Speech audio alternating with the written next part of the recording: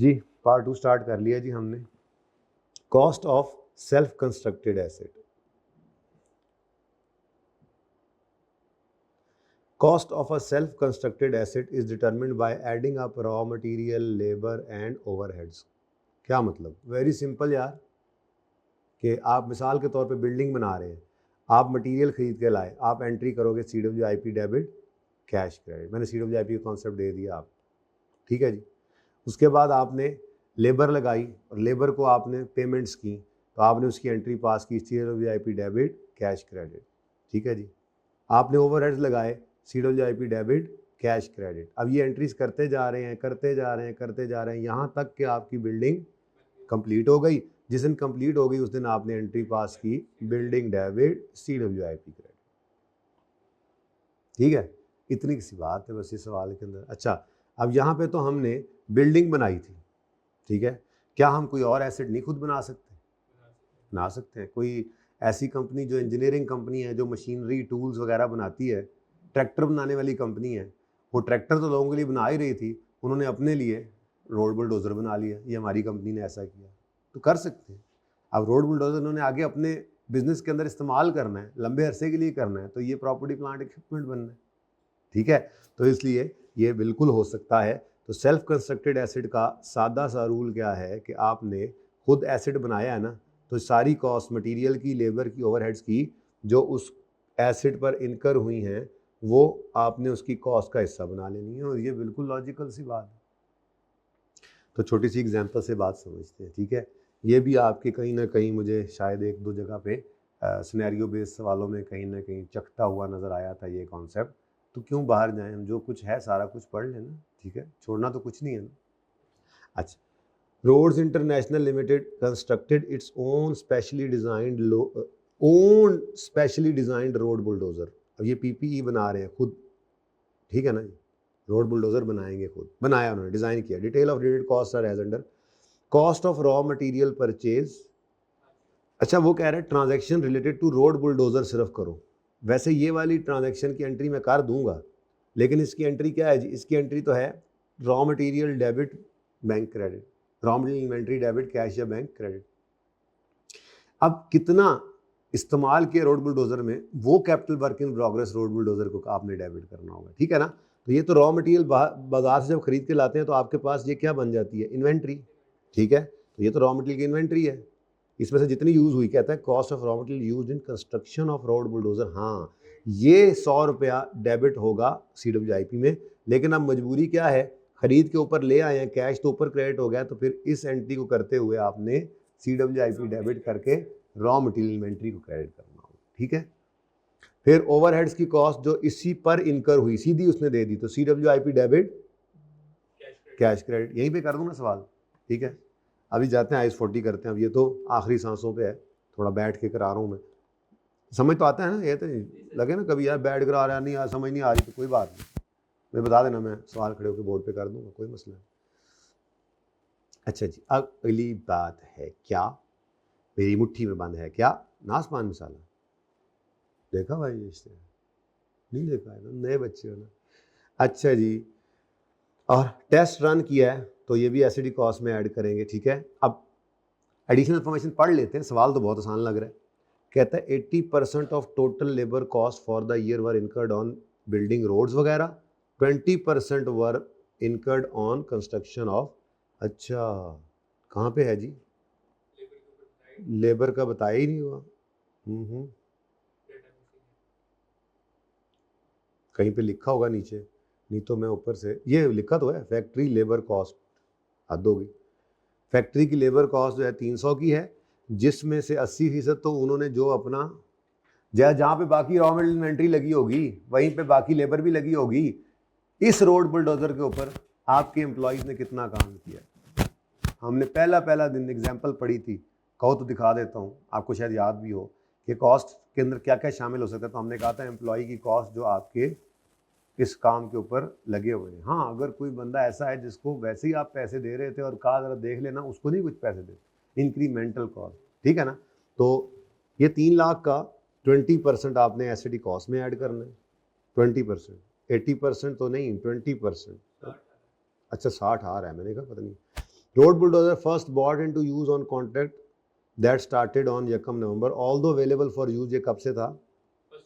तो भाई हमने कब से इसको यूज करना शुरू करना, यूज करना वैसे 1 नवंबर, डेप्सिट कब से करना है? 1 अक्टूबर। इस दिन ये कैपिटल वर्क इन प्रोग्रेस से निकलकर पीपीई बन गया था।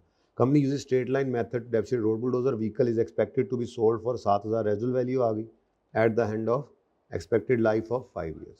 अच्छा बच्चों, एक बात मैं पीछे वो करना भूल गया था आपसे, एक पॉइंट ये लिखा हुआ था, plant was temporarily idle during October X2 when factory close down for its annual holidays.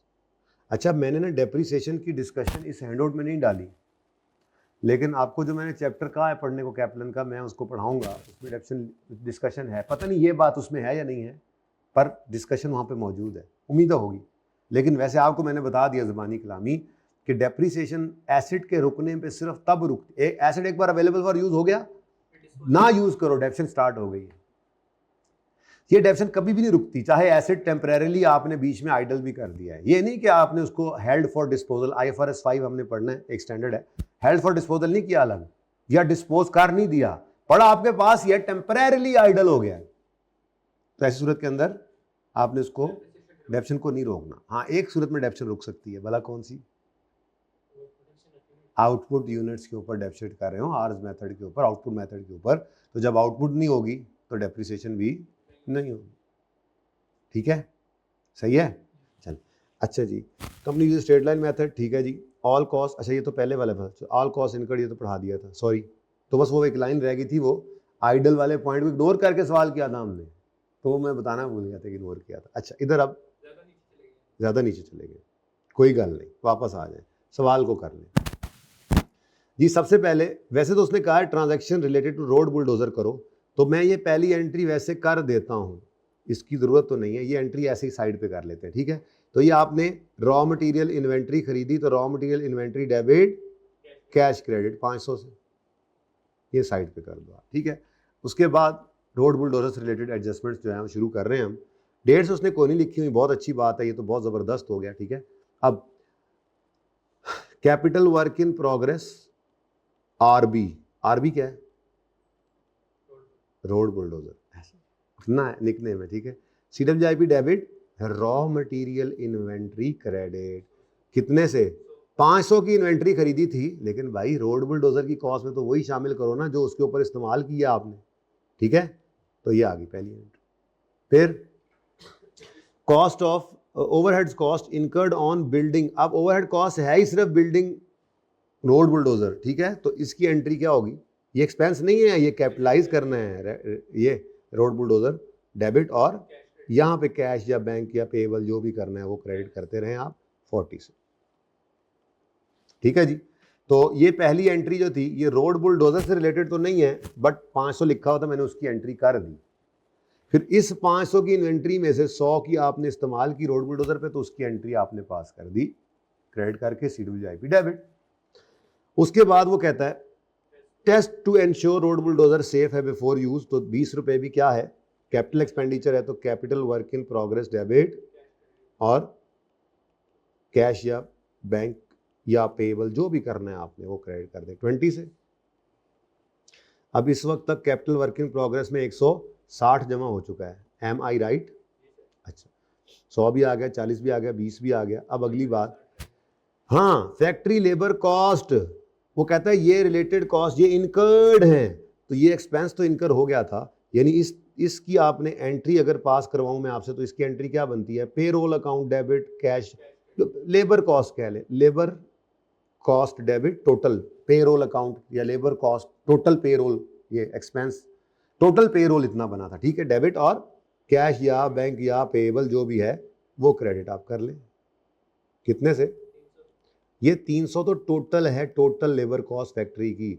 इसमें से रोड बुलडोजर पे कितना टाइम लगा, तो वो एंट्री अब करते हुए आपने थोड़ा सा ये ध्यान रखना था कि इसको आपने लेबर कॉस्ट या पेरोल अकाउंट को क्रेडिट करना है। ठीक है, तो ये तीसरी एंट्री आपने की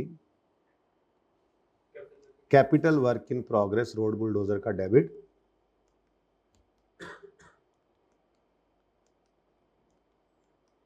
उसके लिए आपने 300 का 20% लिया, तो ये 60 रुपीज़ आ गया। ठीक है जी, तो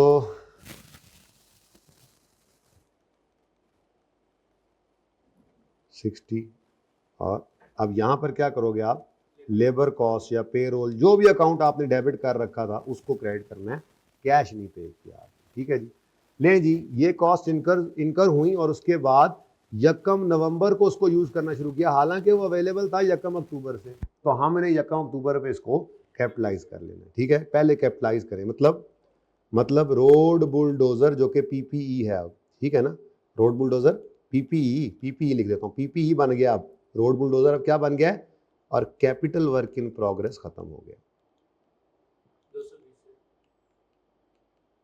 220 कैसे बनाया भाई, 100 40 20 60 ये सब मिलकर आपका सेल्फ कंस्ट्रक्टेड एसिड तैयार हुआ है। ठीक है, तो आपके सेल्फ कंस्ट्रक्टेड एसिड पे आपका अभी तक ये खर्च हो चुका था। ठीक है जी, तो आपने इस सारे खर्चे को CWIP से किया क्रेडिट और आपने आज इसको कैपिटलाइज कर लिया। अब इसके साथ मैं डेट नहीं लिख रहा, डेट क्या है जी पता है आपको, डेट क्या है, यकम अक्टूबर, बेटा नवंबर ही तो नहीं है, यकम अक्टूबर पे ये एंट्री आपने कर। ठीक है, अच्छा अब ठीक है, अब इसको डेप्रिशिएट करना है क्योंकि अब ये एसेट रेडी टू यूज हो गया था, तो आपने पकड़ा इस पूरा 220 को पकड़ा, इसकी को रेजिडुअल वैल्यू सवाल में गिवन है, इज है 7 और लाइफ कितनी है, तो डिवाइडेड बाय, कैसी एक जैसी चीजें ही होती है, डिवाइड बाय 5 इंटू, अब यकम अक्टूबर को या यकम नवंबर को यूज करना शुरू किया, अवेलेबल हो गया, यूज जब मर्जी करें, अक्टूबर नवंबर दिसंबर, कितना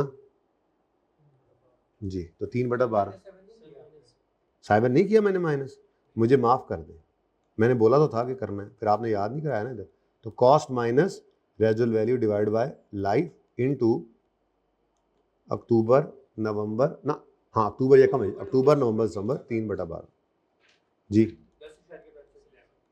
11 depreciation expense debit, accumulated depreciation of road bulldozer credit। ठीक है जी, ले जी, हाँ भाई क्या बना तुम्हारा,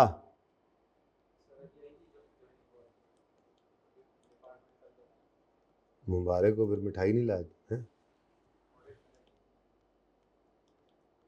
यार, उन्होंने तुम्हें बुलाया किस लिए, पहले बुलाया कि उन्होंने, चलो खैर ये तो कोई बात ना, नहीं यार मिठाई में तब खिलाऊंगा जब, ये तो कोई बात ना, चलो छोड़ो यार, अब छोड़ो यार, अब ये भी कोई बात है जी बच्चों, समझ आता है, चले ये क्या था आपका सेल्फ कंस्ट्रक्टेड एसेट।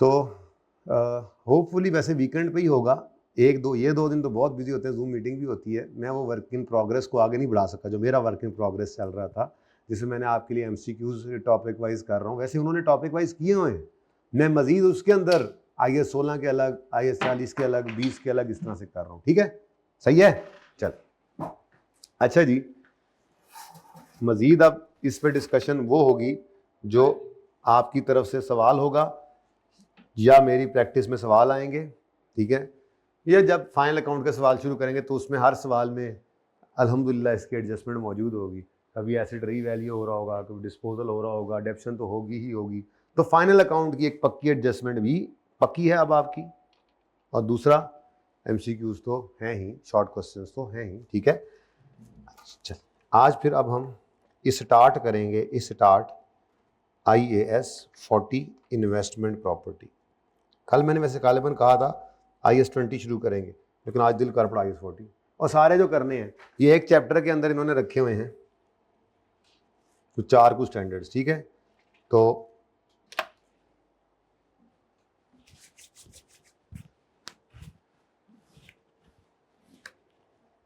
गपशप पहले लगाते हैं थोड़ी सी कॉन्सेप्चुअली कि इन्वेस्टमेंट प्रॉपर्टी है क्या। पहली बात सिर्फ हो रही है प्रॉपर्टी की, मतलब लैंड और बिल्डिंग।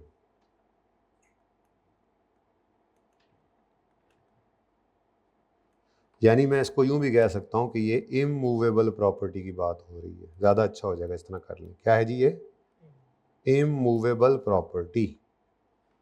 ठीक है, इमूवेबल प्रॉपर्टी, लैंड और बिल्डिंग, इसकी डिस्कशन है। जो मूवेबल प्रॉपर्टी है ना जी, उसकी डिस्कशन हम अभी अभी करके फारिग हुए हैं, इसीलिए मैंने स्टैंडर्ड को साथ रख दिया। ठीक है, यानी अगर आपने फोटोकॉपी मशीनें बाहर से इंपोर्ट करके लोगों को यहाँ पे लोकली सप्लाई करने का बिजनेस शुरू कर रखा है, तो ये आपका बिजनेस है। आपके पास जो फोटोकॉपी मशीनें पड़ी हैं, ये आपके लिए क्या है? इन्वेंट्री। क्या है? इन्वेंट्री। और अगर आपने इनमें से कोई फोटोकॉपी मशीनें बेचने के अलावा किराए पे भी देनी शुरू कर दी हैं, तो वो, लेकिन वो इन्वेंट्री से रिक्लासिफाई कर लेंगे। पहली बात, आप उसको पीपीई कहेंगे। वो क्या है? क्योंकि पहले दिन आपको पढ़ाया था पीपीई की डेफिनेशन क्या है, कि ये ऐसे टेंजिबल आइटम्स हैं जो आपने होल्ड किए हुए हैं for admin purposes, for production supply of good services अपने बिजनेस के अंदर, या फॉर रेंटल टू अदर्स। आप जनरेटर का बिजनेस करते हैं, बाहर के मुल्क से इंपोर्ट करते हैं, लोकली आप सेल करते हैं, आप ट्रेडिंग कर रहे हैं इसकी। जनरेटर जो आपके पास पड़े हुए हैं फॉर सेलिंग पर्पस, वो इन्वेंट्री है। कोई जनरेटर निकाल कर आप अपने इस्तेमाल में रख लें, या निकाल लें वहां से बेचने की बजाय किराए पे देना शुरू कर दें, ये दोनों ही आपके लिए क्या बन जाएंगे? Property, plant and equipment. Reclassification करनी पड़ेगी, पीपीई को डेबिट करके इन्वेंट्री को क्रेडिट करेंगे, और रेंटल इनकम आती रहेगी। तो जो मूवेबल प्रॉपर्टी है, चाहे वो बिजनेस में यूज करें, चाहे वो रेंट पर दें, वो आपके लिए क्या है? पीपीई है। लेकिन जो इमूवेबल प्रॉपर्टी है, लैंड और बिल्डिंग, इसके मामले में थोड़ी सी एहतियात है जनाब। ठीक है, वो क्या है वो आपके साथ डिस्कस करता हूं मैं। तो पहले ज़रा लंबी सी कहानी हम पूरी कर लेते हैं इसकी। अगर आपके पास कोई इमूवेबल प्रॉपर्टी पड़ी है और वो आपने होल्ड कर रखी है, ठीक है, हेल्ड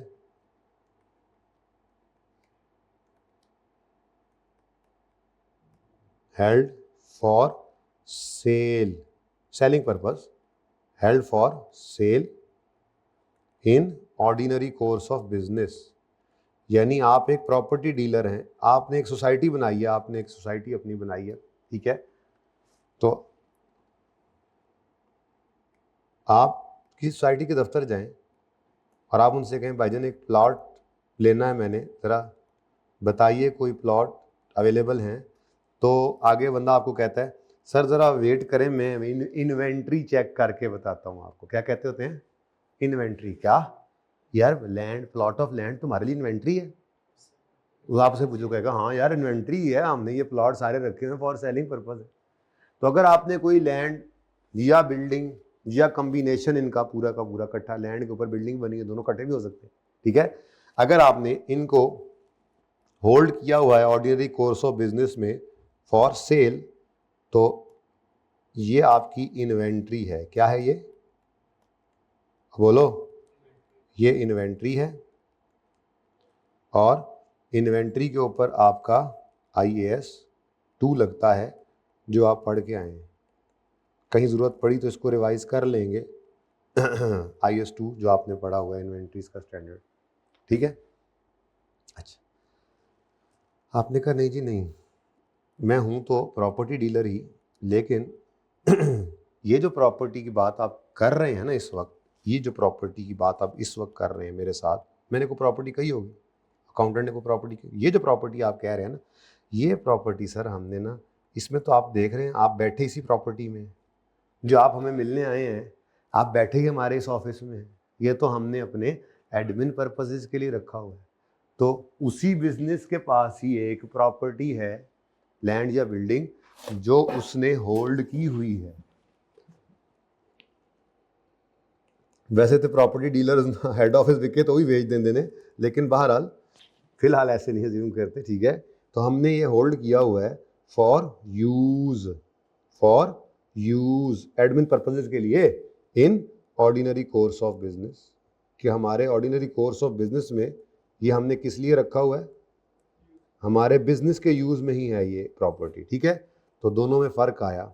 आप देखो ना, पहले क्या कर रहे थे आप, फॉर सेलिंग पर्पज़ रखा हुआ था, अब क्या कर रहे हो, फॉर बिजनेस यूज़ रखा हुआ है। तो ऐसी प्रॉपर्टी वही है जो आप अभी पढ़ कर आ रहे हैं, लैंड और बिल्डिंग पढ़ के तो आ रहे थे, इसको आप कहा करते हैं प्रॉपर्टी प्लांट एंड इक्विपमेंट। प्यार से हमने इसका नाम क्या रखा हुआ है, PPE, ठीक है।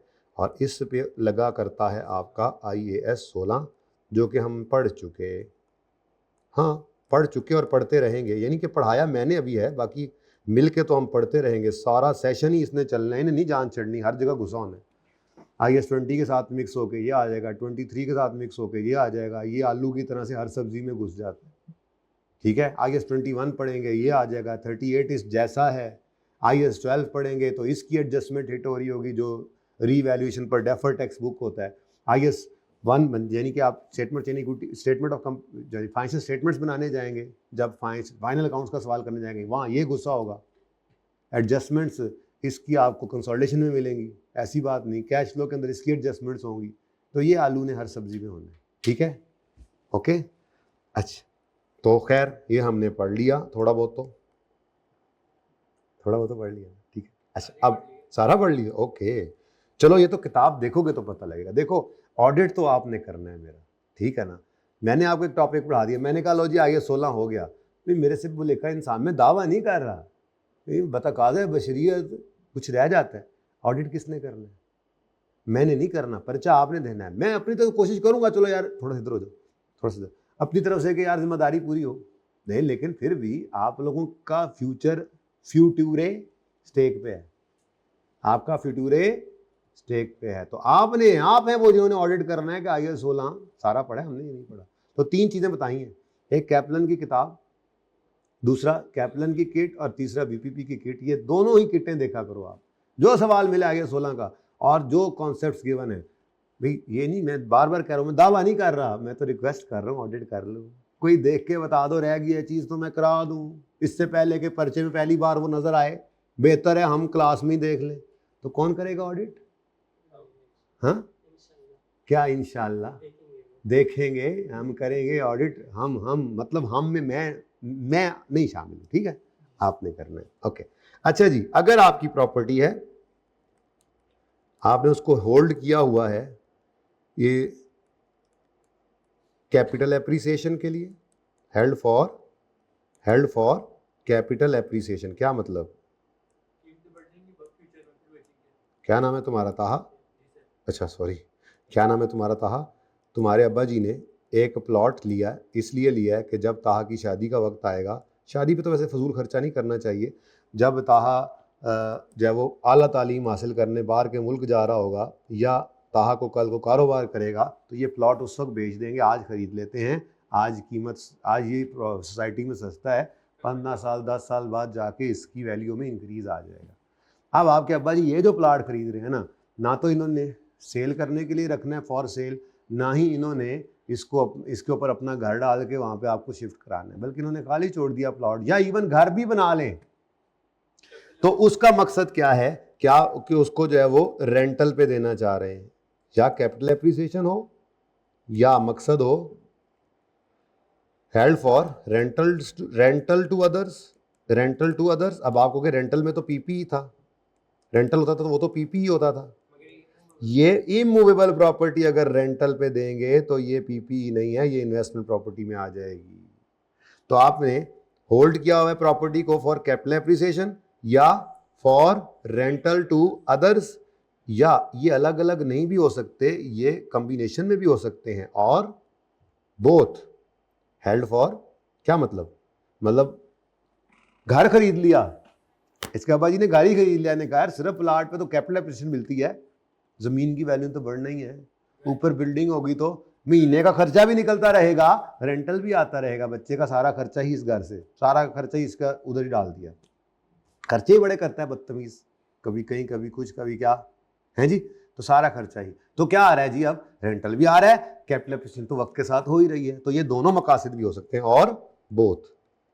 तो ऐसी प्रॉपर्टी जिसको आपने कैपिटल एप्रिसिएशन या रेंटल्स या दोनों इकट्ठे भी हो सकते हैं, इन मकासद के लिए रखा हुआ है, तो ऐसी प्रॉपर्टी को कहा जाता है इन्वेस्टमेंट प्रॉपर्टी। क्या कहा जाता है जी? Investment property. मैंने ज़रा प्यार से इसका नाम क्या रख दिया है? आईपी। ठीक है, और इस इन्वेस्टमेंट प्रॉपर्टी के ऊपर आपका जो स्टैंडर्ड लगता है उसका नाम है IAS 40, इंटरनेशनल अकाउंटिंग स्टैंडर्ड 40। तो पहले तो ये पता लगा कि ये लगता किस पे है मुआ, फिर अगली बात देखते हैं कि ये लगता है तो कितने को जोर का लगता है। ठीक है, यहां तक को मसला। अब अगली बात आती है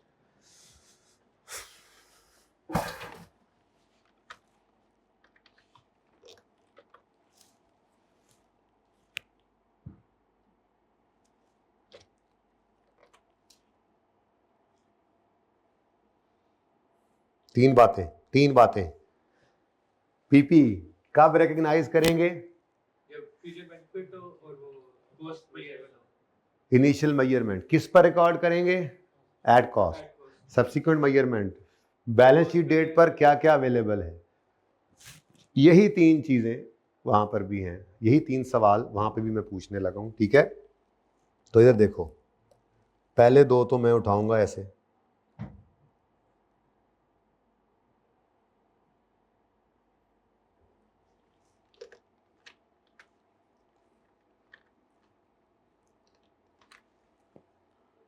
जी बच्चों, इनिशियल रिकग्निशन कब रिकॉर्ड करेंगे? भाई वही क्राइटेरिया यहाँ पर भी। इनिशियल रिकग्निशन किस पर कब रिकॉर्ड करना है जी? जब फ्यूचर इकोनॉमिक बेनिफिट्स प्रोबेबल हों, और ये ऐसे है, ठीक है ना, इज रिकॉर्डेड। ये बल्कि लाइन ही उड़ा देते हैं, थोड़ा शॉर्ट करते हैं। जब फ्यूचर इकोनॉमिक बेनिफिट्स प्रोबेबल हों और कॉस्ट रिलायबली मेजरेबल हो। बस शॉर्ट करें ना ज़रा चीज़ों। तो पहली बात यहाँ पे भी मैंने यही पूछी, ऐसे तो काम नहीं चलेगा। ठीक है, तो future economic benefits are probable, cost reliably, जानबूझ के कॉपी पेस्ट करके लाया हूँ, वरना इतनी देर में तो मैं खुद भी लिख लेता। मकसद कि भाई सेम है, cost can be measured reliably. हाँ जी, समझ आती है बात। तो पहली चीज कब रिकॉर्ड करेंगे? जवाब आया जी, जैसे पहले आपको बताया था, IAS 40 ने कहा, जैसा कि IAS 16 पहले आपको बता चुका है, मेरा बड़ा भाई ही है। ठीक है, तो वैसा ही है बस यहाँ पर भी। ठीक है, इनिशियल रिकग्निशन कब करनी है? जब फ्यूचर इकोनॉमिक बेनिफिट्स प्रोबेबल हो और कॉस्ट रिलायबली मेजरेबल हो। ठीक है जी। अच्छा, उसके बाद हमने कहा जी चलो यार ये तो डिसाइड हो गया, हम ये दो काम जब हो जाएंगे तो रिकॉर्ड कर लेंगे। अगली बात हमने कही कि यार ये बताओ किस अमाउंट पर इनिशियली रिकॉर्ड करना है, इनिशियल रिकग्निशन किस अमाउंट पर हो। तो IAS 40 ने कहा, बड़े भाई ने जैसे कहा वैसे ही, इनिशियल मेजरमेंट किस पे करनी है? At cost. इनिशियल मेजरमेंट किस पे करनी है? हाँ वो आसान है। ठीक है, एट कॉस्ट। और कॉस्ट के अंदर क्या है? कॉस्ट के अंदर इतनी तफसील ऐसे लिख देता हूँ, कॉस्ट जिसके अंदर शामिल होगा परचेज प्राइस और डायरेक्टली एट्रीब्यूटेबल कॉस्ट। ठीक है जी, purchase price plus all directly attributable cost plus all directly attributable cost. बात समझ आई? मतलब अब इसमें बस ये है कि ये नहीं है प्रॉपर्टी प्लांट इक्विपमेंट नहीं है, ये बैलेंस, ये क्या बिल्डिंग है। तो बिल्डिंग में नॉर्मली बिल्डिंग आपने इंस्टॉल नहीं करनी, कहीं से उठा के ले आए, ट्रांसपोर्टेशन लग रही है, बिल्डिंग जी ट्रक पे आ रही है। बिल्डिंग ऐसा नहीं होता, बिल्डिंग तो आपकी कहीं पे मौजूद है, तो आप बस जाओगे उसको खरीद लोगे। ठीक है, तो खर्चे इसके साथ, परचेज प्राइस तो आ गई, रेलेवेंट खर्चे क्या होते हैं? आपको कोई ट्रांसपोर्ट टैक्सेस पे करने पड़ते हैं, कोई रजिस्ट्री इंतकाल की फीस देनी पड़ी, कोई लीगल 7 बंदा आपने हायर किया, लीगल सर्विसेज उससे लिंक को वो पैसे दिया आपने। तो purchase price plus all directly attributable costs. ठीक है, purchase price plus all directly attributable costs. ठीक है बच्चों, साथ हो मेरे? अब तीसरी और आखिरी बात, ये तो हो गया कि रिकॉर्ड करेंगे जब फ्यूचर इकोनॉमिक बेनिफिट्स प्रोबेबल होंगे, कॉस्ट रिलायबली मेजरेबल होगी, फिर रिकॉर्ड करेंगे इनिशियली इसको एट कॉस्ट। ठीक है, अब फिर आपके तो सवाल है ना, ख़त्म ही नहीं होते। चलो इसको हटा ही दो यार, इसका मिजाज अलग चल रहा है ना इस राइटिंग का। अच्छा जी, तो रिकॉर्ड कर लेंगे जी इनिशियली तो कॉस्ट पे, फिर सब्सीक्वेंटली क्या करेंगे। अब आपने नया सवाल दाग दिया, अब मैं परेशान हूँ, सवाल पे सवाल आ रहा है। मैंने कहा देखो बेटा सब्सीक्वेंटली यहाँ पर भी आपको सब्सीक्वेंट पहले लिखूँ ना मैं, subsequent recognition, subsequent measurement, recognition तो नहीं होती सॉरी, सब्सीक्वेंट मेजरमेंट जी। तो सब्सीक्वेंट मेजरमेंट यानी कि बैलेंस शीट डेट पर किस अमाउंट पर शो करें। तो स्टैंडर्ड ने कहा यहाँ पे मैं आपको दो ऑप्शन दूंगा, लाइक बड़ा भाई मैं भी आपको दो ऑप्शन दूंगा। पहला ऑप्शन है कॉस्ट मॉडल, सुभान अल्लाह, cost model is 100% same as IS 16 का कॉस्ट मॉडल। ठीक है, 100% same as IS 16 property plant and equipment. ठीक है जी, क्या मतलब आपकी इन्वेस्टमेंट प्रॉपर्टी नजर आएगी cost less accumulated depreciation less accumulated impairment loss if any। ठीक है,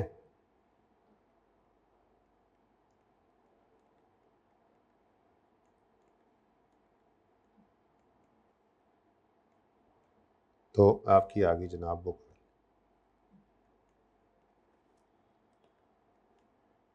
ठीक है जी,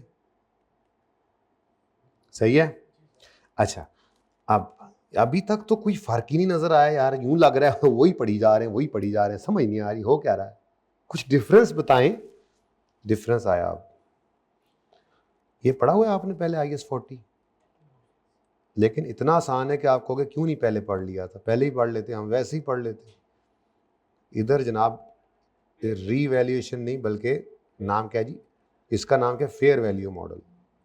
हाँ, फेयर वैल्यू भी उठाकर लेकर जाते हैं, लेकिन ये टोटली डिफरेंट है from, totally different from IAS 16। लो जी कम पै गया जी, फिर लो जी आया जी गौरी। इसमें क्या करना है, इसमें क्या करना है बेटा, इसमें वो कहता है कि take the investment property to its fair value at each year end. क्या मतलब, अगर आपने fair value model investment property में अपनाया हुआ है तो फिर आपने हर साल इसको उठा के ले जाना है फेयर वैल्यू पे। Take the investment property to its fair value at each, नहीं लिखा मैंने, एट बोला तो था, एट ईच ईयर एंड। अगली बात, and take and any gain और loss and any resulting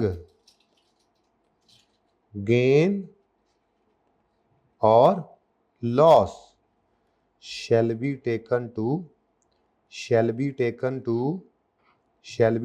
to कहां जा सकता है, प्रॉफिट एंड लॉस। क्या गेन भी,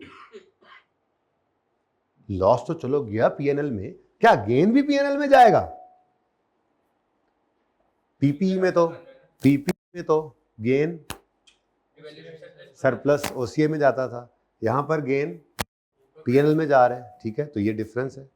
अच्छा, उसके पीछे लॉजिक ये भी देते हैं अकाउंटेंट्स के, देखो ना यार, PPE नहीं, दूसरी बात है PPE जो है ना, PPE वो आपके यूज में है, तो अगर आप उसका गेन रियलाइज में लिख दें तो यूजर आप कहेंगे मुझे ये डिविडेंड में के तौर पे बांट दो, वो तो आपके पास है ही नहीं, इसका मांगने भी आगे तो फौरन भेज दोगे। ठीक है। फिर दूसरी बात, हर साल ही आपने इसको फेयर वैल्यू पे ले जाना है, तो करंट वैल्यूज पे शो करते हुए गेन लॉस को कहाँ पे रियलाइज, गेन भी क्या है इसका रियलाइज है, क्योंकि ये आपके बिजनेस के यूज के अंदर नहीं है, ये जस्ट एक्स्ट्रा पैसे पड़े थे आपने इसको इन्वेस्टमेंट के तौर पर रखा हो, ठीक है। तो फिर इसको क्या करना है जी, ये डिफरेंट है। पहली बात क्या कहता है ये क्या कहता है मॉडल, हर साल इसको फेयर वैल्यू पे ले जाओ, गेन लॉस को कहाँ ले जाओ, प्रॉफिट एंड लॉस में। और अगली बात, डू नॉट डेप्रिशिएट, अगर इन्वेस्टमेंट प्रॉपर्टी आपने इन फेयर वैल्यू मॉडल पे रखी हुई है तो फिर डेप्रिशिएट करना ही नहीं, ठीक है। हाँ, तो ये डिफरेंस है। ओके, तो जनाब ये जनाब आपका IAS 40 है, टोटल बस एना की है, ठीक है। तो पूरी कहानी है आपके सामने। पहली बात, प्रॉपर्टी अगर फॉर सेल है in ordinary course of business तो इन्वेंट्री है। IAS 2 क्या कहता है, इनिशियली कॉस्ट पे मेजर करो, सब्सिक्वेंटली लोअर ऑफ कॉस्ट और NRV पे रखो, ठीक है। अगर आपका हेल्ड फॉर यूज है in ordinary course of business तो IAS 16 है, क्या कहता है, इनिशियली कॉस्ट से मेजर करो, सब्सिक्वेंटली कॉस्ट मॉडल या रीवैल्यूएशन मॉडल, पढ़ के आ रहे हैं, ठीक है। इसलिए मैंने साथ इसको जोड़ा, मैंने कहा IAS 20 बाद में कर लेते। तीसरा, अगर आपने इसको होल्ड किया हुआ है फॉर कैपिटल एप्रिसिएशन या फॉर रेंटल या बोथ, ठीक है, तो ये इन्वेस्टमेंट प्रॉपर्टी है, इनिशियल मेजरमेंट कॉस्ट पे है और सब्सिक्वेंटली इसको कॉस्ट मॉडल या फेयर वैल्यू मॉडल पे रखना है। अब कॉस्ट मॉडल तो सेम है बिल्कुल वैसा ही, लेकिन फेयर वैल्यू मॉडल जो है वो टोटली डिफरेंट है। इन्वेस्टमेंट प्रॉपर्टी का फेयर वैल्यू मॉडल कहता है कि आपने प्रॉपर्टी को हर साल, अगर फेयर वैल्यू मॉडल आपने चूज कर लिया तो प्रॉपर्टी को हर साल फेयर वैल्यू पे ले जाएं और रिजल्टेंट गेन लॉस को PNL में ले जाएं और इसको फिर डेप्रिशिएट नहीं करना, ठीक है। समझ आई बात की? चलो अच्छा, अब मेरे ख्याल में अब बाकी बात इस पे करते हैं कल, मेरी जूम मीटिंग भी है, इसको मैं यहाँ पे एंड करता हूँ, ठीक है। अच्छा इधर देखें, इसको आपने ट्राई ज़रूर करना है, ट्राई करने में को हर्ज है तो क्वेश्चन 1 और क्वेश्चन 2 आपने ट्राई करने हैं, 3 को भी नहीं छेड़ना।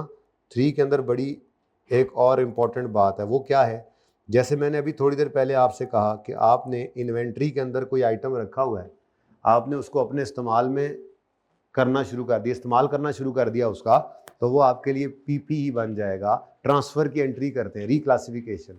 ऐसे ही पहले आपका हेड ऑफिस था, आपने कहा वर्क फ्रॉम होम करेंगे यार, खाली कर दो, और वहाँ किराए पे लोगों को बुला लिए, किराए पे दे दिया, किताब बड़ी छेती बंद कर दो पाइन तुसी, मैंने कहा किताब बंद करो, बाहर निकालो इसको जी।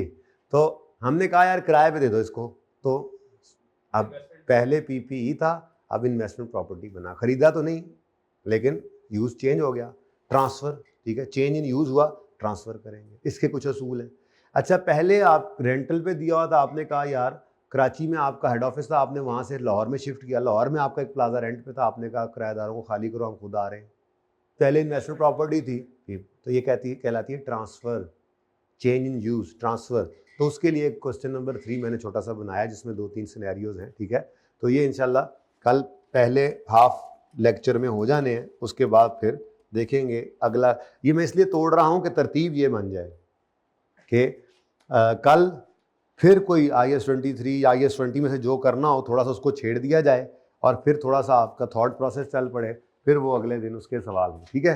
प्लस आज थोड़ी सी जो है वो मीटिंग के लिए भी मैं जल्दी क्लास छोड़ रहा हूँ, ठीक है जी। तो आज के लिए इतना ही, थोड़ा कम पढ़ सके आज मुझे माफ़ कर दीजिएगा, इसके लिए ज़िंदगी रही तो कल बाकी की कसर पूरी करेंगे। अल्लाह हाफ़िज़।